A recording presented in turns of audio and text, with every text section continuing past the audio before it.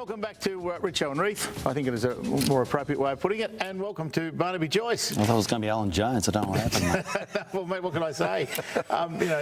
You deal with what you get. Mate, sometimes it's just life. It just deals you these cards. And you just got to play them. You pick them up and see what you got. Anyway. Now, I haven't spoken to you for quite a while now, which I'm remiss for not doing so. But where are we up to now?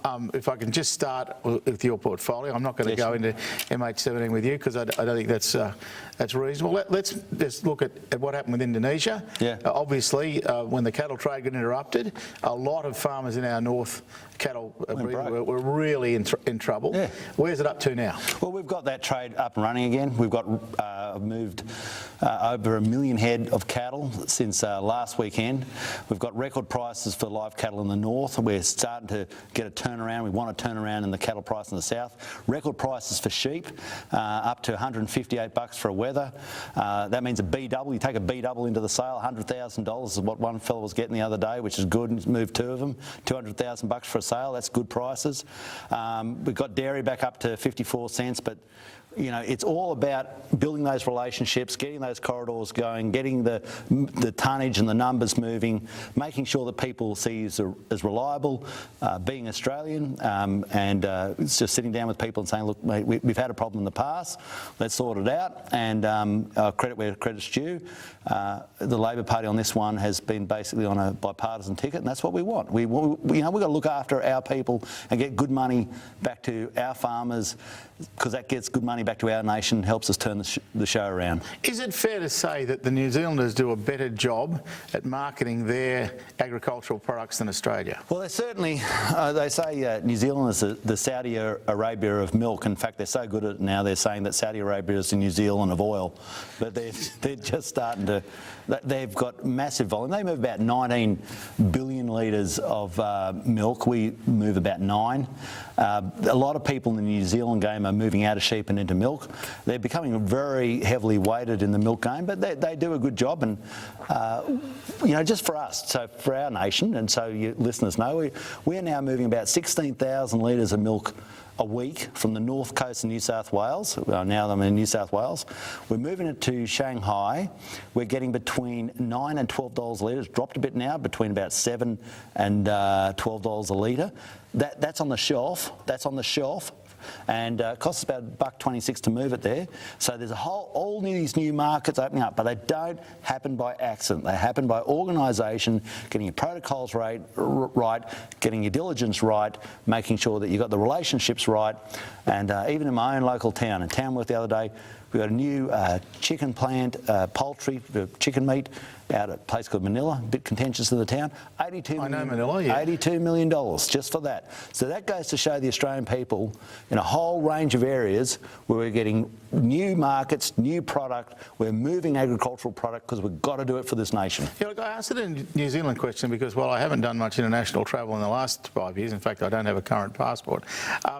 What I do remember is that if going through Europe, even in the 80s and 90s, or the United States, New Zealand lamb was on every menu. Yeah. But I never saw Australian lamb. Well, it's there now, and I was over in Saudi Arabia, Richo, the other day, and I was going along the shelf, and I saw the Somali lamb, and it looked like a glorified rat, and I saw Pakistani lamb, and then I saw the Australian stuff, and I know why the good ladies of Saudi Arabia are turning up to Lulu supermarket in Riyadh and buying it, because it's a good product. And this is, you know, we sell quality, we don't sell quantity. I always try to remind people of this. If you want to sell quantity, well, the Indians produce vastly more than us. The Chinese produce vastly more. I think they've got about 8 times the size of our beef herd. So don't try and produce quantity because other people can do it. Produce quality and get a margin for it. And in our own peculiar way, if we do business and we just be who we are, go over there and you get a return back to our people. We've done, I think credit where credit's due. I think the incoming government's done a hell of a lot, particularly with Indonesia, because we were left with an absolute basket case from the actions of the previous government. Some of the numbers you talked about, of course, reflect, commodity changes, which is not so much a reflection on the government, but simply what's happening in the marketplace. But the big area does seem to be the capacity of the coalition to open the trade area. So what would you say say about that? What are the specifics that you think really are starting to make a difference by the incoming government? No, sure, Peter, but on the areas such as, for instance, mutton price and live sheep price, Peter, that is the actions of our government. It's when we open up the Bahrain trade, Egyptian trade, Peter, I got the Iranian trade on behalf of our nation opened up for the first time in 4 decades. And these things bring dollars back to the sale yard, money back through the gate, money onto your kitchen's table so you can increase your standard of living. That's what it's all about, better price through the farm gate. But Robbie's been doing a good job in the free trade agreements. The Korean one, he kicked goal with that one, there's no doubt about it. In the Japanese one, you can't have a grand final every day. It wasn't as good as the Korean one, but it was still a very good outcome. And we've got the Chinese one that's at foot. I'll be wandering over to China in September. Minister Han from China has invited me over, so go across there. And you're just trying to build those relationships for where there's that symbiosis, where we produce a product, you want a product, we're not a threat to you. I don't like saying, Peter, we're going to be the food bowl of Asia, because first of all, it's rubbish. We're not. Even if we doubled our production, we produce enough food for about 60 million people. So if we doubled to 120, we couldn't fill the void in Indonesia, let alone the rest of Southeast Asia.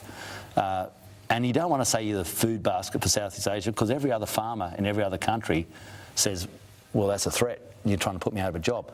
We're going to produce a quality product to a quality market where they pay a premium price and get that price back through the farm gate to our farmers, and that's why we'll be... If you look at Australia's history, there was always that phrase, because I'm listening to you intently, and you talk about sheep all the time, but we never talk about wool.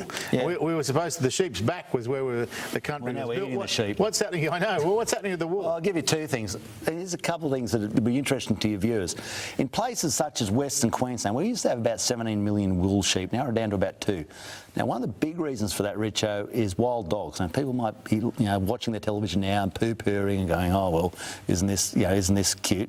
Now, wild dogs actually shut down whole sections of the industry, because you just can't have sheep if you're going to have animals that eat one kidney and leave the sheep to live the rest of its life with one, or half maul sheep, or just wipe out areas. So that became a real problem.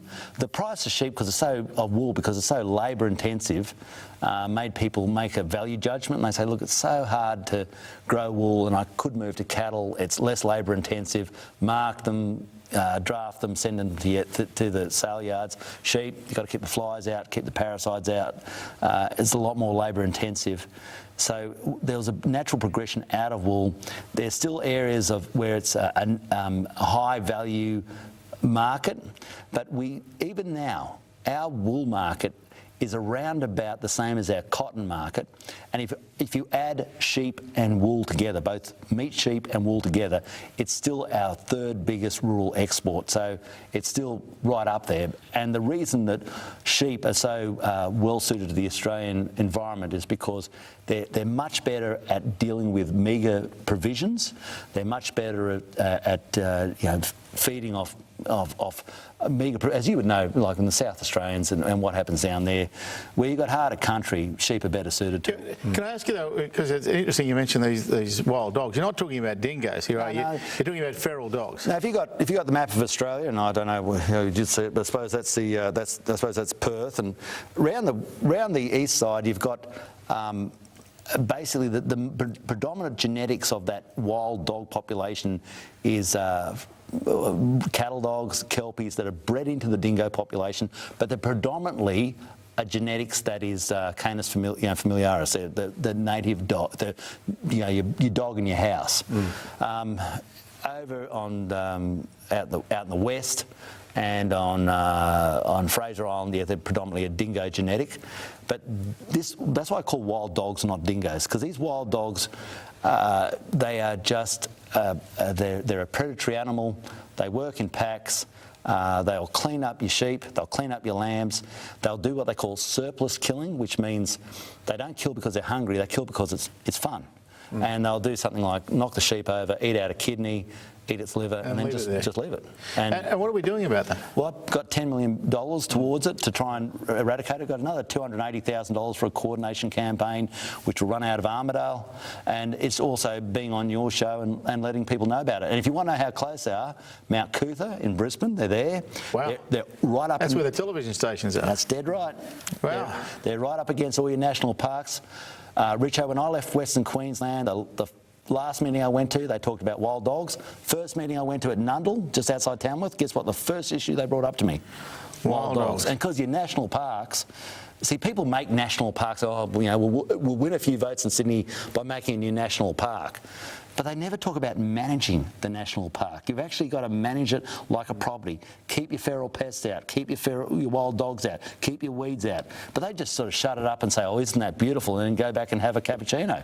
Do you get enough? I've got to interrupt. I have to interrupt because we do have to have a break. Yep. We'll be back, though, because we've got plenty more to ask you. We'll be back with Barnaby Joyce in seconds' time, I promise you.